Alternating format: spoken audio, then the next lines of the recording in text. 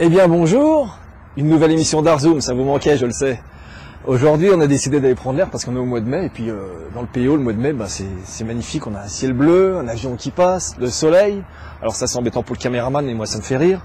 Et puis bon, on a décentralisé notre galerie, on a décidé d'aller se promener dans les champs, au milieu des papillons et des marguerites. Alors je vais vous faire une petite visite guidée, on va aller retrouver un artiste au travail, on va pas faire trop de bruit parce qu'il faut pas le déranger pendant qu'il travaille bien sûr.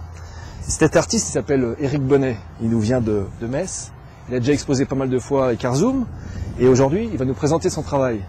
Ça peut être assez intéressant et assez amusant aussi. Bon, on va essayer de le trouver dans... Ben voilà, je crois que Eric... Ah, salut Bonjour Jean-Luc. Eric. J'ai dit aux spectateurs qui étaient en plein travail, mais bon... Ah bah oui, c'est le cas, voilà. j'y suis. Donc en fait, c'est le reflet des... Voilà, tu nous attendais, pourtant je t'avais prévenu. Hein, oui, c'est bon, vrai. voilà, donc un artiste au travail. Bonjour. En plein travail, vous voyez le niveau de stress de l'artiste, donc Eric. Alors bienvenue dans les champs, Eric. Une exposition un petit peu spéciale aujourd'hui, une exposition improbable. On l'a appelée comme ça, on a décidé de l'appeler comme ça.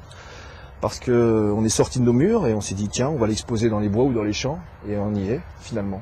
Alors Eric, ça te plaît l'endroit? Oui, très bien. L'éclairage. L'éclairage est parfait. Vous voyez, quand les gens disent qu'il pleut sur Longwy, c'est pas vrai, quoi, la preuve.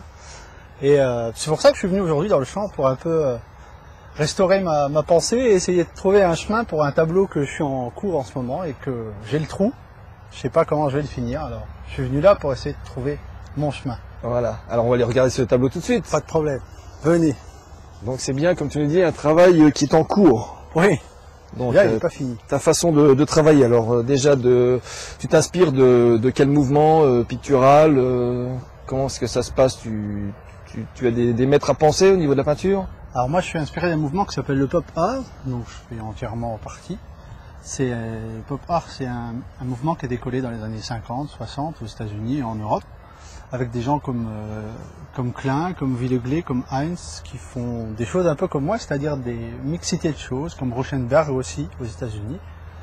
C'est-à-dire on mélange de la peinture, des collages, des affiches, des vieux papiers, pour mettre en forme une idée générale et pas utiliser que de la peinture.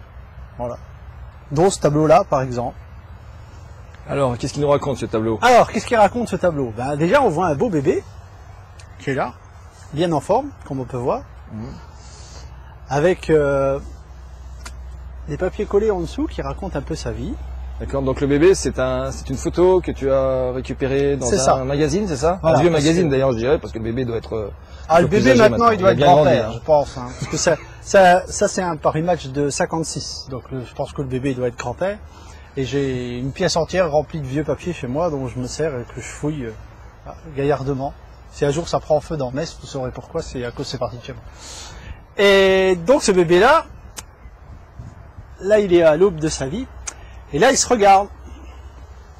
Parce que là vous voyez la carte d'identité du bébé. Plus tard.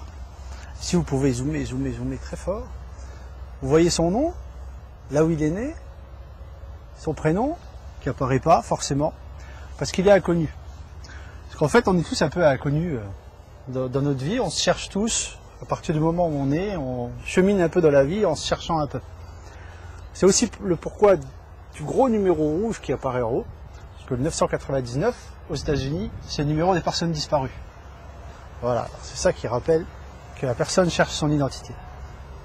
Et ça raconte un peu sa vie, et là où il a travaillé, combien il était payé. C'était quelqu'un qui était personnel payé au mois, par exemple. Il avait un coefficient à l'époque de 6590 francs de l'époque. Et il faisait homme à tout faire. Voilà. Il était groom, gardien d'immeuble. Voilà. Puis après, c'est le reste de son cheminement. Voilà, donc c'est le cheminement de sa vie déjà. Donc, Et alors après, pourquoi cette enveloppe? Est-ce une bonne nouvelle? Voilà, ça peut être une bonne nouvelle, c'est-à-dire que c'est pour ça qu'il y a des fleurs. Et parce qu'elle est bien picturale aussi, c'est aussi pour ça que je l'ai mis. Et cette enveloppe, en fait, c'est là-dedans qu'il va envoyer les faire-part de naissance de son enfant à lui. Et ainsi, la boucle, elle va repartir. Au niveau technique, je vois que tu utilises de la peinture, donc comme tu dis, des papiers, des anciens papiers, des cartes d'identité, de l'autocollant, et aussi des parties qui ressemblent à des affiches déchirées. Je remarque souvent dans tes tableaux, Eric, puisqu'on Oui, j'en ai partout. tu fais beaucoup, tu utilises beaucoup le procédé qui consiste à déchirer les affiches. Pourquoi? Alors, ben, j'aime bien un peu l'attachement à la ville des gens, même que j'aime la campagne, mais j'aime bien l'attachement à la ville. Et les affiches, moi je suis obsédé un peu par le temps qui passe.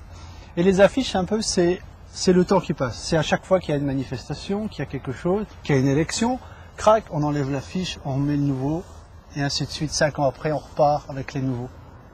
Il n'y a que les gens qui sont ancrés dans la réalité, hop, restent là, qui sont encore là.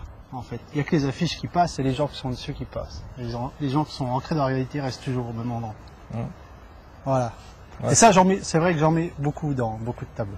On a un maître en France qui s'appelle Jacques Villéglet. C'est ça. Hein, donc qui a travaillé toute sa vie sur des affiches et qui est encore vivant, et tant mieux, qui est très sympathique d'ailleurs. Jacques Villéglet, donc lui, son principe, c'était de choisir sur des murs des affiches existantes et d'en extraire justement, comme tu disais tout à l'heure, le message, c'est-à-dire le message, c'était l'endroit, la date, un chanteur de l'époque. Et c'est vrai que quand on voit ça avec le recul, 15 ans, 20 ans après, on se dit ah ouais, c'était une bonne époque. Voilà, ça rappelle les souvenirs. C'est un instant donné dans un temps. Donc il y a un message, il y a quelque part, il y a un retour, il y a une mémoire quoi, qui se fait par le biais d'un tableau. C'est ça. Voilà. D'ailleurs, il y a une excellente exposition qui démarre ce mois-ci dans notre région en Lorraine, à Épinal, de Jacques Villéglet, qui dure jusqu'en septembre. Alors je vous conseille fortement. À quel endroit? À Épinal. Épinal. La Lune en parachute, l'endroit? Non, c'est le musée des Beaux-Arts. Musée des Beaux-Arts, ouais. D'accord. Donc un autre tableau qui fait scandale. Hein, voilà, qui fait scandale.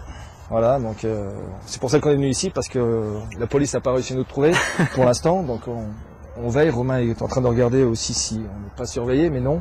Donc ce tableau qui fait scandale, tu nous l'expliques? Alors voilà, ce tableau il fait scandale parce qu'à l'époque, il y a une marque de lingerie qui a sorti des nouvelles formes de lingerie pour femmes, qui sortaient un peu des femmes des carcans, et qui s'appelait Scandale, pour bien marquer avec des belles affiches rouges et des top modèles dessinés à l'époque, parce que les vrais top modèles en photo sur des affiches comme ça serait peut-être pas trop bien passé, parce que dessiné, ça passe bien.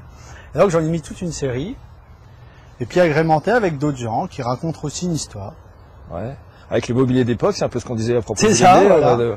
Le fauteuil Ims, ici, donc un chanteur qui n'a pas l'air d'être... pas trop vieux celui-là. Trop vieux, non, parce que Fnac.com, voilà. on cite des marques, mais voilà. Bon. Beaucoup, donc la présence de la publicité. Hein, c'est ça, parce que c'est un peu aussi ça, c'est l'omniprésence de la publicité qui est partout autour de nous, aussi bien sur les affiches que à la télé, enfin, sur nos t-shirts, partout, quoi. Il y a la pub qui nous envahit tout le temps, et ça marque un peu aussi le temps. Pour les gens, moi je sais qu'à chaque expo que je fais, quand je ramène ces fameuses affiches, il y a toujours des gens qui disent « Ah, je me rappelle de ça ». L'autre fois, j'ai exposé justement, j'étais à Villerue, à la cave à Villerue le mois dernier, et il y a des gens qui sont venus voir l'expo, qui avaient un certain âge, et la dame, elle travaillait dans un magasin de lingerie, dans les années 50-60, et elle vendait cette marque de lingerie-là, et elle se rappelle bien.